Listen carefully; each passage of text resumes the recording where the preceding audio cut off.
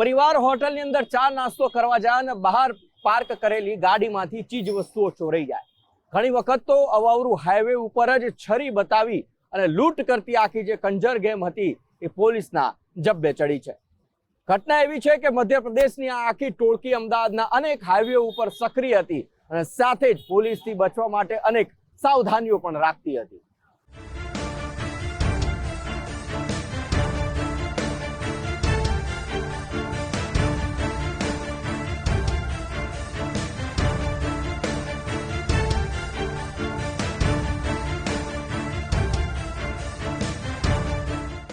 ગુજરાતના વિવિધ હાઈવે પર આવેલી હોટલની બહાર પાર્ક કરાયેલા 4 વ્હીલર અને ટ્રાવેલ્સની બસમાંથી કિંમતી સામાનની ચોરીના બનાવ વધ્યા છે.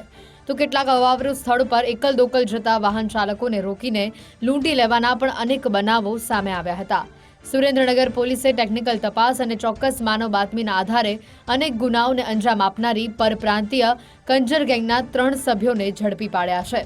આ ટોળકીની ચોરીની મોડસ ઓપરેન્ડી પર નજર કરીએ તો હાઈવે પર આવેલી સારી હોટલોની બહાર પાર્ક થતા વાહનોમાં જ ચોરીને અંજામ આપતા આ ટોળકીના સભ્યો રેકી બાદ વાહનોના કાચ તોડીને તેમાં પડેલા ફોન, લેપટોપ, ઘરેણાં જેવી કિંમતી ચીજ વસ્તુઓ ચોરી લેતા.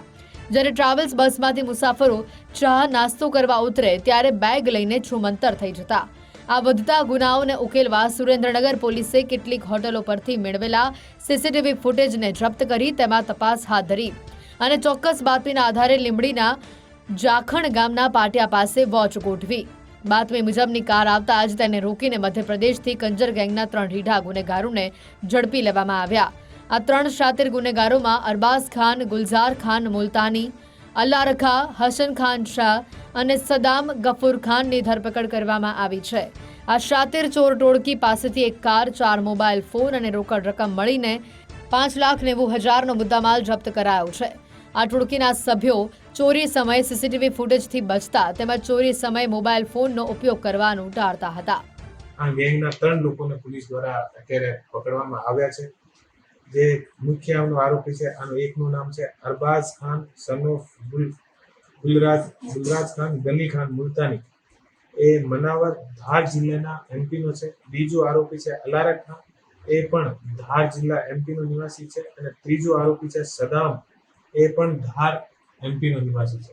એ જે લોકો છે આ પાસેથી પોલીસ દ્વારા લગભગ 30,000ની આસપાસ રોકડ રૂપિયા, 4 મોબાઈલ અને આને અલાવા એક ગાડી પોલીસ દ્વારા જપ્ત કરવામાં આવેલ છે. અને એ લોકો દ્વારા અલગ અલગ એમઓથી એ લોકો કામ કરતા હોય છે. અને વિશેષ રૂપથી આ જે આખી ગેંગ છે આનું ટાર્ગેટ હાઈવેના જે હોટલ છે એ હોટલ હોય છે.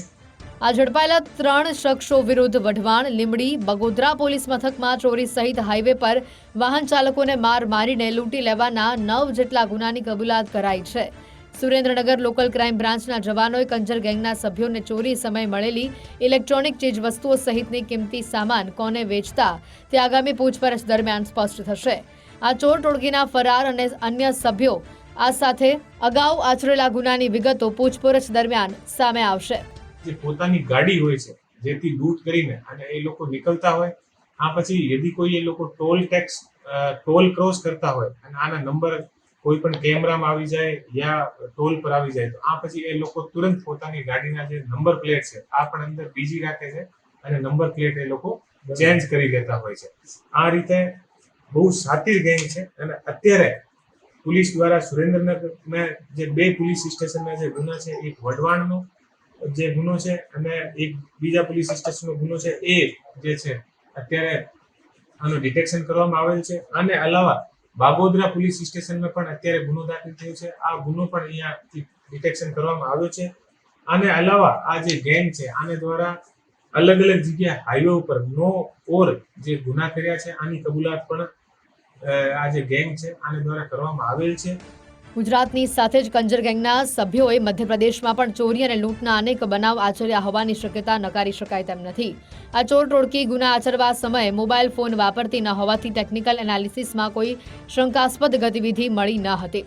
આ ઉપરાંત કારમાંથી ચોરી કર્યા બાદ થોડા આગળ જઈને નંબર પ્લેટ બદલી દેતા હોવાથી ટોલ ટેક્સ પરથી પણ સીસીટીવીમાં તેઓ ઝડપાતા ન હતા. વિરેન ડાંગરેચા સાથે ગુજરાત ફર્સ્ટ, સુરેન્દ્રનગર.